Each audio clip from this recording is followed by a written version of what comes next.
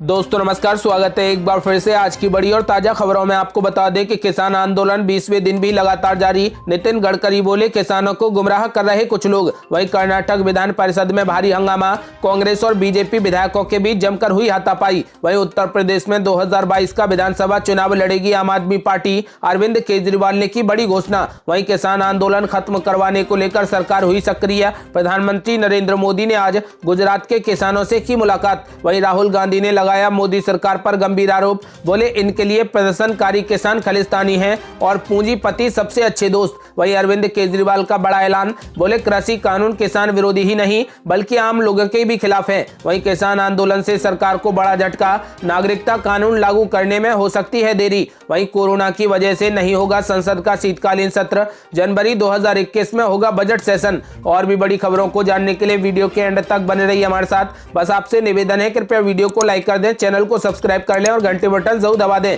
वहीं पहली बड़ी खबर, आज भारत में पिछले 24 घंटे में कोरोना वायरस के 22,065 नए मामले सामने आए, जिससे अब कुल मरीजों की संख्या बढ़कर 99,06,165 हो गई और पिछले 24 घंटे में ही 354 लोगों की मौत हो गई। वह अगली बड़ी खबर, किसान आंदोलन लगातार 20वें दिन भी जारी। नितिन गडकरी बोले, किसानों को गुमराह कर रहे कुछ लोग। जी आपको बता दें कि नए कृषि कानूनों के खिलाफ दिल्ली के बॉर्डर पर बैठे किसानों का आंदोलन आज 20वें दिन भी लगातार जारी रहा। आपको बता दें कि सोमवार को भूख हड़ताल करने के बाद अब किसानों ने सरकार को कड़ी चेतावनी दे दी है कि वे कानूनों को रद्द करवाए बगैर धरना स्थलों से नहीं हटेंगे। किसान आज बैठक कर आंदोलन की आगे की रणनीति तैयार करेंगे। इधर सरकार की कोशिश है कि वार्ता के जरिए इस आंदोलन को खत्म करवा दिया जाए, लेकिन सरकार और किसानों के बीच वार्ता का फॉर्मूला भी नहीं मिल रहा। इस बीच सरकार की ओर से साफ कर दिया गया है कि कृषि कानून किसानों के हित में है और सरकार कानून को रद्द नहीं करेगी। केंद्रीय मंत्री नितिन गडकरी ने कहा कि किसानों को तीनों कानूनों पर चर्चा करनी चाहिए। हमारे कृषि मंत्री इसके लिए तैयार हैं। कुछ तत्व ऐसे हैं जो इस आंदोलन का फायदा लेकर किसानों को गुमराह करने की कोशिश कर रहे हैं। वह अगली बड़ी खबर, उत्तर प्रदेश में 2022 का विधानसभा चुनाव लड़ेगी आम आदमी पार्टी, अरविंद केजरीवाल ने की बड़ी घोषणा। जी आपको बता दें कि उत्तर प्रदेश में 2022 में होने वाले विधानसभा चुनाव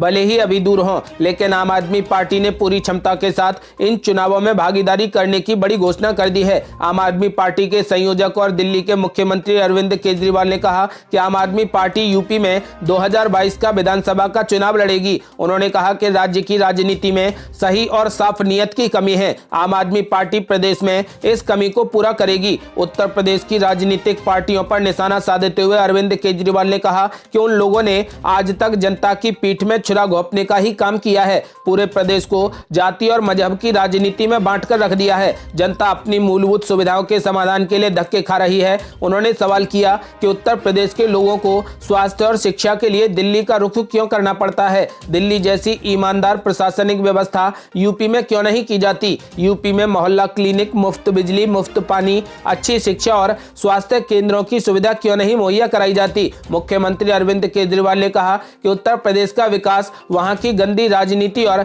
भ्रष्ट नेताओं की वजह से रुक गया है। उन्होंने दावा किया है कि आम आदमी पार्टी ईमानदार सोच वाली राजनीति पैदा करेगी और ये साबित करेगी कि शासन सीमित संसाधनों का मोहताज नहीं होगा। आपको बता दें कि अरविंद केजरीवाल ने यूपी में चुनाव लड़ने का ऐलान कर दिया है।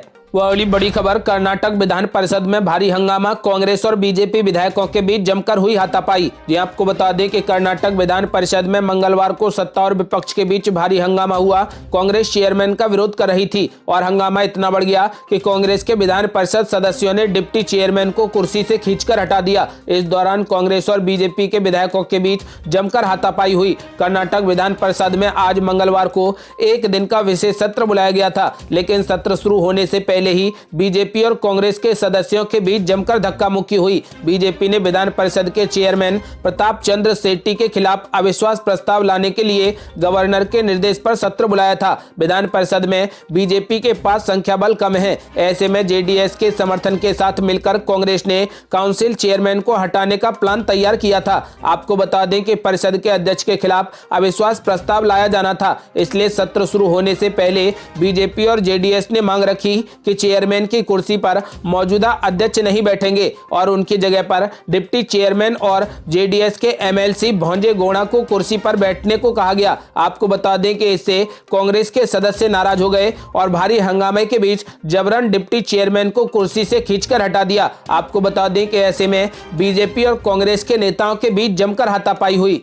वह अगली बड़ी खबर, राहुल गांधी ने लगाया मोदी सरकार पर गंभीर आरोप। बोले इनके लिए प्रदर्शनकारी किसान खालिस्तानी हैं और पूंजीपति सबसे अच्छे दोस्त। जी आपको बता दें कि कृषि आंदोलन के चलते विपक्ष लगातार सरकार पर निशाना साध रही है। ऐसे में कांग्रेस के पूर्व अध्यक्ष राहुल गांधी ने मंगलवार को केंद्र सरकार पर आरोप लगाया है। उन्होंने कहा कि मोदी सरकार की नजर में आंदोलन कर रहे किसान खालिस्तानी हैं और पूंजीपति उनके सबसे अच्छे दोस्त हैं। राहुल गांधी ने ट्वीट करते हुए लिखा है कि मोदी सरकार के लिए विरोध करने वाले छात्र राष्ट्र विरोधी हैं, चिंतित नागरिक अर्बन नक्सल हैं और प्रवासी मजदूर कोरोना फैलाने वाले हैं। बलात्कार पीड़िता कोई नहीं है और आंदोलनकारी किसान खालिस्तानी हैं। वहीं पूंजीपति उनके सबसे अच्छे दोस्त हैं। आपको बता दें कि गौरतलब है कि कृषि कानूनों के खिलाफ दिल्ली से सटे सभी बॉर्डर पर पंजाब, हरियाणा समेत अन्य राज्यों के किसान प्रदर्शन कर रहे हैं। आपको बता दें कि किसान संगठन पिछले करीब 3 सप्ताह से प्रदर्शन लगातार कर रहे हैं। वे इन कानूनों को वापस लेने की मांग कर रहे हैं। इसी के चलते राहुल गांधी ने मोदी सरकार पर तगड़ा निशाना साधा है। वह अगली बड़ी खबर, अरविंद केजरीवाल का बड़ा ऐलान। बोले कृषि कानून किसान विरोधी ही नहीं बल्कि आम लोगों के भी खिलाफ है। जी आपको बता दें कि दिल्ली के मुख्यमंत्री और आम आदमी पार्टी के राष्ट्रीय संयोजक अरविंद केजरीवाल ने सोमवार को किसानों का समर्थन करते हुए अपने पार्टी कार्यकर्ताओं के साथ एक दिन का उपवास रखा था। आपको बता दें कि मुख्यमंत्री अरविंद केजरीवाल ने 3 नए कृषि कानूनों के खिलाफ उपवास रखा था। इसके साथ ही अरविंद केजरीवाल ने लोगों से बड़ी अपील की है कि वे जहां पर हैं वहीं पर किसानों के समर्थन में भूख हड़ताल करें और भरोसा जताया है कि अंत में किसानों की जीत होगी। मुख्यमंत्री ने आम आदमी पार्टी के स्वयंसेवकों, समर्थकों और देश के लोगों से किसानों के आंदोलन में शामिल होने की बड़ी अपील की है। आपको बता दें कि दिल्ली के मुख्यमंत्री अरविंद केजरीवाल ने नए कृषि कानूनों को किसान विरोधी और आम आदमी विरोधी करार देते हुए कहा कि इनसे बेतहाशा महंगाई बढ़ेगी और इससे केवल कुछ पूंजीपतियों को फायदा होगा। आपको बता दें कि प्रदर्शनकारी किसानों के समर्थन में आम आदमी पार्टी के दफ्तर में एक दिन के अनशन में शामिल हुए केजरीवाल ने कहा कि नए कृषि कानून महंगाई को लाइसेंस देने वाले हैं। आपको बता दें कि केजरीवाल ने साफ तौर पर कहा है कि कृषि कानून किसान विरोधी ही नहीं बल्कि आम लोगों के भी खिलाफ हैं। वह अगली बड़ी खबर, किसान आंदोलन से सरकार को बड़ा झटका। नागरिकता कानून लागू करने में हो सकती है देरी। जी आपको बता दें कि नागरिकता संशोधन कानून लागू करने में अभी देर हो सकती है। सरकार जनवरी में इस कानून को लागू करने की मंशा जता रही थी, लेकिन किसान आंदोलन की वजह से इसमें एक बार फिर से देरी की आशंका जताई जा रही है। अभी तक सरकार ने इसके लिए जरूरी नियम अधिसूचित नहीं किए हैं। अधिकारियों का कहना है कि नियम बनाने की प्रक्रिया लगातार जारी है। सूत्रों ने कहा कि संभव है कि बंगाल चुनाव के पहले तक नागरिकता कानून लागू किया जाए। हालांकि सरकार कोई भी निर्णय स्थितियों का आकलन करके ही लेगी। गौरतलब है कि साल 2019 में संसद में पास होने से पहले ही नागरिकता संशोधन कानून पश्चिम बंगाल में एक बड़ा मुद्दा बन गया था, जहां पर सत्ताधारी पार्टी तृणमूल कांग्रेस उसका पुरजोर विरोध कर रही है। आपको बता दें कि वहीं भाजपा उसे लागू करवाने पर जोर दे रही है। बीजेपी के राष्ट्रीय अध्यक्ष जेपी नड्डा ने अक्टूबर में कहा था कि कोरोना महामारी के कारण नागरिकता संशोधन कानून को लागू करने में देरी हुई। उन्होंने दावा किया था कि जल्द ही ये कानून लागू किया जाएगा, लेकिन किसान आंदोलन के चलते एक बार फिर से नागरिकता कानून आगे बढ़ सकता है।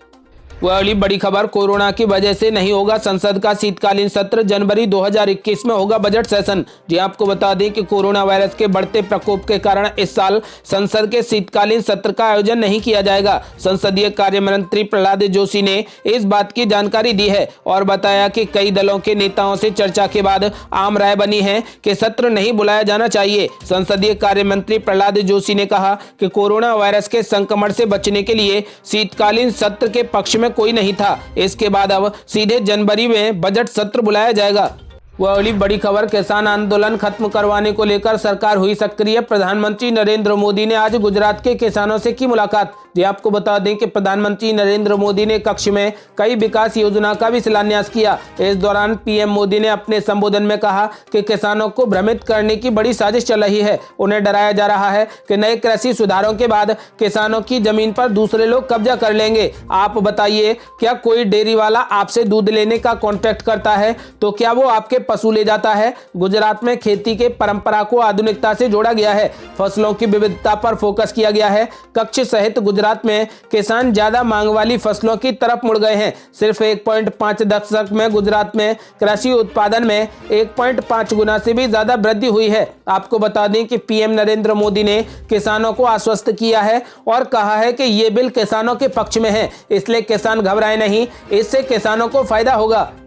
वही बड़ी खबर, दिल्ली एम्स में 5000 नर्सों की हड़ताल से बड़ी मरीजों की परेशानी, नर्सिंग यूनियन ने लगाए गंभीर आरोप। जी आपको बता दें कि देश में जारी कोरोना संकट के बीच दिल्ली स्थित अखिल भारतीय आयुर्विज्ञान संस्थान नर्स यूनियन की अनिश्चितकालीन हड़ताल मंगलवार को दूसरे दिन भी जारी है। नर्स यूनियन छठे केंद्रीय वेतन आयोग से संबंधित मांगों और अपनी अन्य मांगों को लेकर हड़ताल कर रही है। दिल्ली नर्स यूनियन के अध्यक्ष ने कहा कि हमारी यूनियन प्रशासन के साथ बातचीत के लिए तैयार है। हम मरीजों के लिए बुरा महसूस कर रहे हैं, लेकिन हम असहाय हैं क्योंकि हमारी मांग पूरी नहीं हुई है। हमने 1 महीने पहले हड़ताल का नोटिस दिया था, लेकिन तब भी प्रशासन ने हमारी मांगों को नहीं सुना। जानकारी के अनुसार एम्स का नर्स यूनियन अपनी मांगों को लेकर सोमवार से अनिश्चितकालीन हड़ताल पर है, जबकि एम्स के निदेशक ने उनसे आंदोलन वापस लेने और काम पर लौटने की अपील की है। ये थी अब तक की बेहद बड़ी खबरें। यदि आप भी चाहते हैं कि नर्सों का हड़ताल खत्म हो जाए और किसान कानून तीनों जल्द से जल्द वापस लिए जाएं, तो इस वीडियो को लाइक कर अपनी राय हमें कमेंट बॉक्स में जरूर दें।